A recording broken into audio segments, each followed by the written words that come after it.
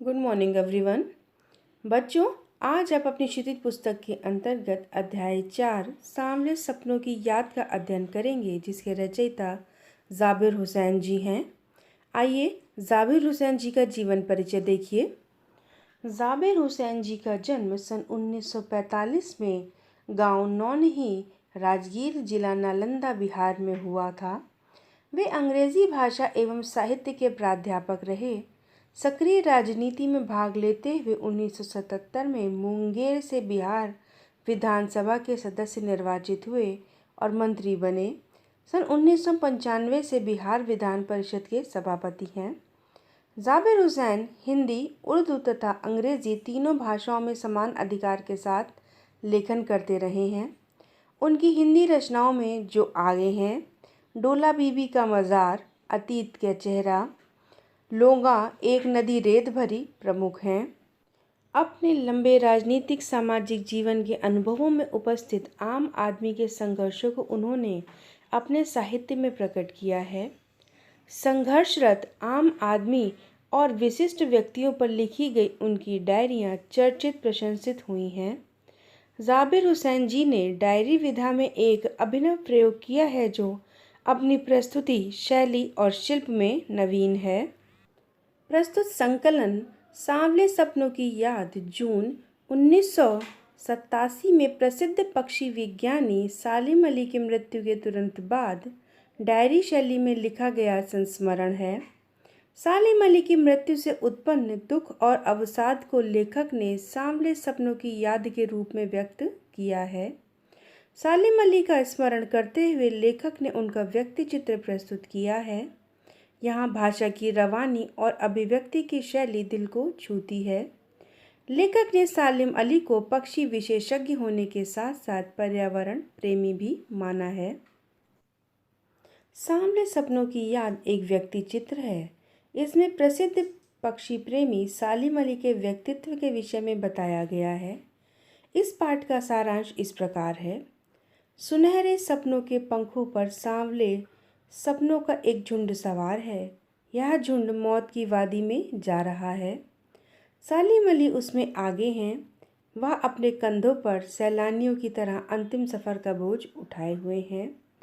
इस बार तो मानो वह शहर की भीड़ भरी जिंदगी से आखिरी बार चले हैं। यह उनका अंतिम सफ़र है।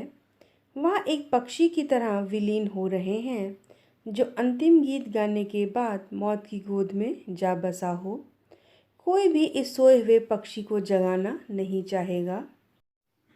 सालिम अली सदैव इस बात से क्षुब्ध तथा दुखी रहते थे कि लोग पक्षियों को आदमी की नज़र से देखते हैं। वह झरने, जंगलों तथा पहाड़ों को भी आदमी की नज़र से देखते हैं। कोई भी आदमी पक्षियों के मधुर संगीत को सुनकर पक्षियों के रोमांच का अनुभव नहीं कर सकता है।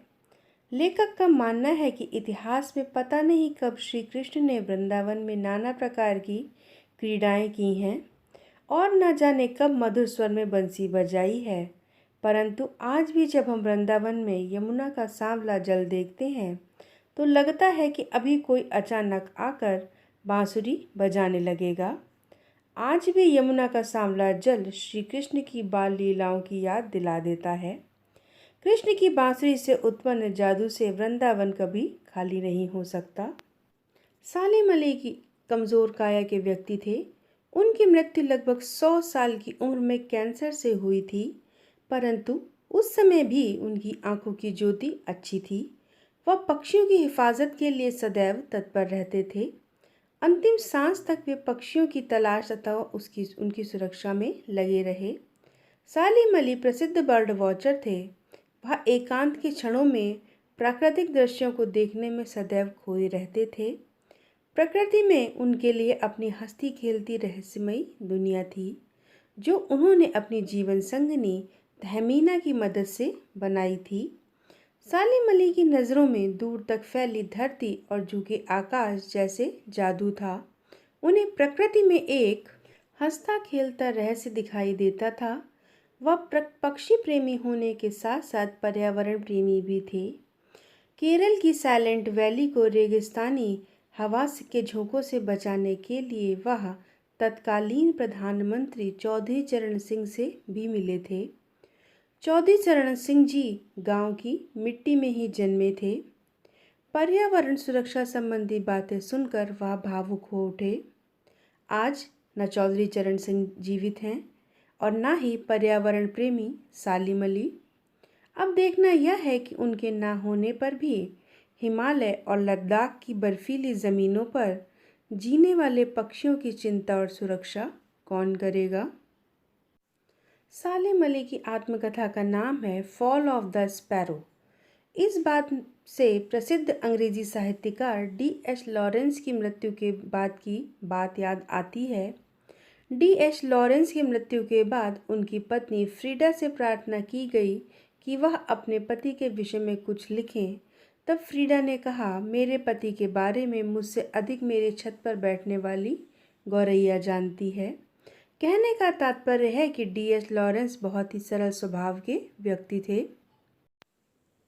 बचपन के दिनों में सालिम अली से एक गौरैया गलती से घायल हो गई थी। उसी दिन से सालिम अली पक्षियों की नई नई खोज और नए नए रास्ते की ओर चल पड़े। उसी दिन से वह पक्षियों के विषय में रुचि लेने लगे। प्राकृतिक रहस्य को जानने के लिए वह नित नई ऊंचाइयों को छूने लगे। वह भी लॉरेंस की तरह नैसर्गिक जिंदगी के प्रतिरूप बन गए।